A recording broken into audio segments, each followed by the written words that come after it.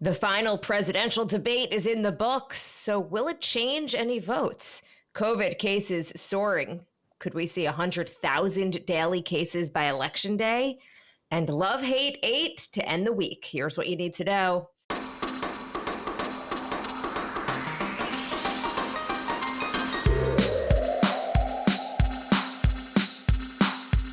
Good morning. This is Cheddar's Need2Know podcast for Friday, October 23rd. I am Jill Wagner with Carlo Versano. Good morning, Carlo. Hey, Jill. Happy Friday to you, to everybody out there. I'm feeling stressed today. I don't know if anybody else is. I felt it. I really felt it yesterday afternoon. I'm stressed about the election. I'm stressed about what comes after the election. I'm stressed about the virus. I'm stressed about the vaccine. Stressed about New York City and what's going to happen here, which is our home. Not to mention just, the regular old stuff that we're always stressed about, right? Family stuff, personal stuff, job stuff. So, I just wanted to not to come out so depressed on a Friday, but I think we should just take a moment and just acknowledge how friggin' stressful everything is right now. It's not just you listening. I haven't felt it this acutely in a while, Jill. And this is our group therapy session. So I just wanted to throw that out there. It is. You're right. I always have been focused on the stresses of working parents during the pandemic. Sure, yeah. But I don't think there's anyone that isn't feeling just the stress of this moment and the just overall exhaustion of all of it. So, Totally. Carlo, we could talk later on the phone if you want, which might stress you out even more. No, I like it. I like it when you send me pictures of your daughter. That actually makes me feel better. Okay, good. Well, be careful what you wish for, because there's going to be a lot more coming your way. Good. All right, Carlo. Thank you for saying that. I think a lot of us are going through it. So, it's I guess comfort in numbers, but it's nice. It's nice to know that we're not alone in this sort of feeling. Okay, one of the factors giving you a little stress is politics. Unfortunately, we got to get to it. It's our top story. We did have a much more civil and traditional debate last night. President Trump and Joe Biden sparred over the coronavirus response. They accused each other of shady business dealings. They did offer starkly different visions of the future of this country. This was the final presidential debate, relatively calm and, dare we say, civilized, at least by the standards of this election season. NBC's Kristen Welker getting high praise for her moderating, although President Trump had toned it down significantly from that first debate in terms of interruptions. Carlo, your takeaways? Yeah, I mean, I think as a political story, it was sort of a non-event. I don't think it's going to move the needle either way. I mean, it was nice. Again, it was nice to be able to hear them. I don't think Trump kneecapped himself in any serious way. Joe Biden, he was fine. He didn't fall asleep, so that was good. I just wish, I was watching it. I just wish we had some higher expectations for the person who's going to lead this country at this incredibly pivotal moment. But that's just me. I did think that it was, it was fine. It was fine. It felt a little bit like you said, like a debate from the past. Yeah, I mean, I think both of these guys came off looking pretty good. So if you wanted a reason to vote for Trump, you got it. If you wanted a reason to vote for Joe Biden, you got it. I think the bar was pretty low for both of them, as you laid out. Yeah. Chris Wallace, who moderated that first debate debacle, that was really unwatchable. He praised Kristen Welker, who moderated, and he said he was jealous. He said, I would have liked to have been able to moderate that debate and get a real exchange of views instead of hundreds of interruptions. And I think that that's kind of what the first debate was compared to this one, more traditional. I was wondering how the Hunter Biden stuff was going to come up in the debate, and it didn't really make a splash. If anything, I thought Biden successfully managed to turn it around and make that about the president not releasing any of his tax returns. Yeah, that was one of the more interesting sort of moments there. I think Joe Biden did a very good job of putting Trump on the defense over the Joe Biden stuff, which I'm going to talk about more in a second. Okay, so let's just address it a little bit here. So, a former business partner of Joe Biden's son, Hunter, he made some news ahead of the debate, saying that the former vice president, Joe Biden, was involved in Hunter trying to set up an investment deal with a Chinese oil company. Basically, that Hunter was cashing in on the family name and that Joe was helping him. The venture never went anywhere. The Wall Street Journal is now reporting that the senior Biden, Joe Biden, did not have any role in that venture at all. We've been wrestling with how much we should cover of this, if anything, but some people have written in saying we should be addressing it. So there you go. Yeah, look, I mean, people are talking about it, so that makes it newsworthy. Um, Look, here's my take on the Hunter Biden stuff. Yeah, everything that Trump says about the Biden family really applies to his own when you think about it, right? I mean, Donald Trump maintains a bank account in China. This came up in the debate last night.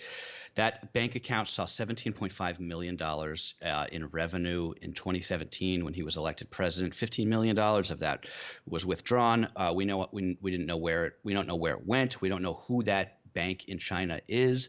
This is all according to reporting in the New York Times related to his taxes. Ivanka Trump, who actually works in the White House as opposed to Hunter Biden, who never has, she was fast-tracked for trademarks for her company in China while her father was negotiating a trade deal with that country. That's according to the Associated Press. The Trump Organization had business dealings in Turkey that involved knowingly or unknowingly laundering money for the Iranian Revolutionary Guard. That's according to reporting in the New Yorker. Donald Trump has made tens of millions of dollars in foreign deals while in office. Joe Biden never did that. President Trump has siphoned taxpayer money into his businesses while in office. That's just a fact. Joe Biden has never done that. If you consume, conservative media and Fox News particularly, you think that Hunter Biden is not just corrupt, but like the gravest threat we face in this country. So I think what's more likely, first of all, Hunter Biden is an addict. Who lost his mother and both of his siblings. I think we should, that's worth keeping in mind, and just how incredibly horrible that must be. He's sort of a sad sack character, I think. He hung out with a lot of sketchy people, and he traded on his famous last name. That seems to be true. I mean, he got paid to be on the boards of foreign companies like Burisma in the Ukraine that he probably had no business being on, other than the fact that his last name was Biden. But by the way, that is a long tradition of presidential fail children, if you will, who have done similar things, right? I mean, Chelsea Clinton was paid something like $600,000 by NBC News when I was there to be a correspondent at that network. Do you think that's because that she was qualified as a journalist, or was it because her mother was the Secretary of State and the front runner to be the Democratic nominee at the time? I mean, Jenna Bush works at NBC too, for the record. So, again, this sort of thing happens in politics. I'm not saying it's good, but it's not that, to me, it's not that newsworthy. I think that the Trump campaign is trying to recreate 2016, sort of the magic of 2016, and build this kind of miasma of scandal and corruption around Joe Biden and his family. And that worked in 2016 because the Clintons came in with sort of a baseline air of scandal and corruption wafting around them. So it was much easier to get this stuff to stick. And I don't think it's as easy this time around. Carlo, I was at least glad to see in the debate last night that they spent a lot of time on COVID and the pandemic, at least in the beginning. I think it was the first almost 20 minutes or so. Yeah. Perhaps even more, because, even though we're all fatigued by COVID, it's getting worse by the day in this country. The U.S. is now seeing more than 70,000 new cases every day. Deaths are back above that grim 1,000 a day milestone.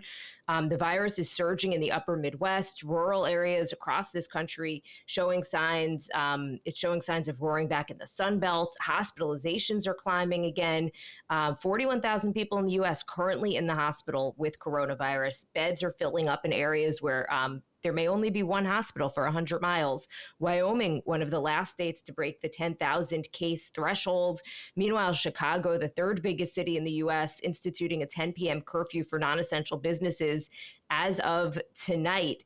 One of the things that I wish Joe Biden had made a point of in the debate last night, or that, forgetting even the politics of it, the one thing that I think is missing from the discussion about the economy versus, opening up the economy versus versus the health crisis is it feels like the Trump administration is separating the health crisis from the economic crisis. And the truth is Yeah. that they are connected. And that until you Yep. get the health crisis, all this idea of he's going to shut down the economy, he wants to lock everything down.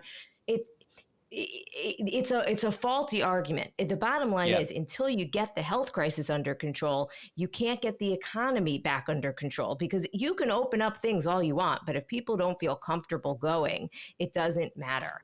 And so Right. this stuff is connected, and I feel like it's unfortunately that hasn't been the sentiment when it comes to policy at all.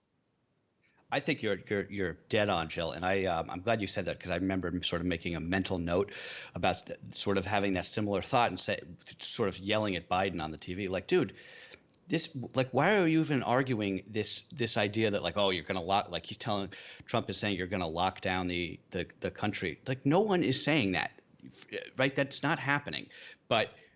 I don't even want to say it again because you made the point perfectly, Jill. Like, yes, And just the and really virus quickly, is the out of big control. banks, and the big banks, right? We're talking Goldman Sachs, JP Morgan, they have come out and said if everyone wore a mask, the economy would get better. Like, I mean, Right. these things are connected. And unfortunately, that message has just not resonated. The governor of South Dakota yesterday, while that state is seeing an absolute surge in cases, she said, masks, you shouldn't be forced to wear them. It's all about individual responsibility. It's amazing to me. But yeah, look, I think everyone should be prepared to set new daily case records next week into election day. This is going to get worse before it gets better. A little bit of good news on the COVID front. The FDA has finally formally approved remdesivir. That drug made by the company Gilead for treating hospitalized COVID patients. That makes it the first treatment to be given official approval by regulators to treat this virus. Again, this is not some blockbuster cure, but it does modestly reduce recovery time, at least for some hospitalized COVID patients. So that is good. In other news, the Senate Judiciary Committee has voted to send Judge Amy Coney Barrett's Supreme Court nomination to the full Senate. All Democrats on the committee boycotted that vote. But it did not matter. The Senate can confirm Barrett as soon as Monday, 8 days before the election, and while people are already voting. Yeah, good point. Yeah, it's worth repeating just that this is unprecedented to do it this close to an election. The Senate Democrats just what an absolute failure of any sort of show of backbone, in my opinion. They didn't really do anything to put up a fight against this. We're about to have a Supreme Court that is wildly out of step with the American populace, probably at least for a generation. So, maybe you think that that's a good thing if you have really strong, conservative views and believe that, corporations are people, you're in luck. Want to quickly mention a hugely important story overseas. French authorities are investigating this brutal decapitation of a high school teacher named Samuel Paty. He said to they believe that the killer was in contact with a Russian-speaking jihadist in Syria, which is suggesting that this attack, this beheading that has horrified the country, may not have been a lone wolf event. So anti-terrorism police arrested 7 people, including 2 school children who allegedly were paid to point out Paty to his killer. Yeah, they were, according to the police, they were given $350 to show this guy where this teacher was. This teacher, by the way, the reason why he was murdered is allegedly because he showed his children cartoons of the Prophet Muhammad while trying to teach them a lesson about freedom of expression. I'm glad you mentioned this, Jill. It's an important story. I don't want us to forget about it. I remember after the Charlie Hebdo attacks, what was that, 5 years ago? I was, that was the satirical newspaper in France that printed those cartoons, and then they were attacked by ISIS jihadists in Paris. I was struck by the equivocation of a lot of people, especially on the left, made when that attack happened, that were in response to some, perceived offenses about desecrating the Prophet Muhammad. Like, obviously, this stuff is terrible, but maybe they shouldn't have published the cartoons. Like this is the argument that was made by some people. I haven't seen that so much in this case, which is good, but it is worth just, whenever you talk about these sorts of things, to just put a stake in the ground, right? You can't equivocate on this. Freedom of expression means you shouldn't have to worry about publishing something that should get you killed, period. End of story. That's the ball game. Well said. All right, we need some lighter news. Two Please, veteran rock and give it to me. Two veteran rock and roll icons are back in action. Bruce Springsteen's latest album, Letter to You, is out today, along with a making of documentary. It just dropped on Apple TV Plus. Letter to You is getting rave reviews, with one critic saying it comes as close to the electricity of live music as it gets. I am so excited. Yes. I've had this marked on my calendar for quite a few weeks. I'm excited to listen to Bruce. Meanwhile, you mentioned two rock and roll icons, Paul McCartney putting the finishing touches on the third album in his 50-year-long trilogy of solo records, McCartney III. That's going to be out December 11th, just in time for Christmas. Although we don't really buy CDs anymore, right? I feel like in the old days you used to give a CD as like a it's pretty easy holiday gift. Now it's like it's on streaming, so you don't really have that, it's not like a physical thing anymore, which is too bad because this would have been what I got my dad. If you want to just know where my head is, okay, I can't even believe admitting this on this podcast. So McCartney III, it's written like Roman numeral 3. So yeah. I went on Twitter a few days ago and I saw someone writing McCartney III, like, the 3 as the Roman numeral. And I quickly read it and I thought it said McCartney ill. And I'm like, oh no, not another one. Like I got into this panic of like, what is 2020 going to take from us? And then I looked and I'm like, oh yes. Okay. He has a new album. Oh my. Okay, good. We call that news brain. You right? You just can't get out of it. Oh my God. We can't lose Paul McCartney. I hope that he is safe wherever he is. But the cool thing about this McCartney III is, at least from everything I'm reading, he was not planning to do this album. It's almost like, I can't even believe comparing him to Taylor Swift, but he basically was like the same type of thing, like in quarantine, just kind of inspired and came out with this. It's pretty much all him. I think they dubbed in a few other artists, but it's pretty much just all Paul McCartney, which I just think is so cool. It's like all of us are basically staying at home, streaming music, streaming God knows what, and just kind of figuring out how to get through the day. And here he is coming out with an album. Well, think about it, right? Bruce, McCartney, Taylor Swift, these are all incredibly talented songwriters, right? So if you have that ability inherent in your blood and you're just sitting around for months on end, like you got to assume there's going to be some inspiring stuff coming out of there, right?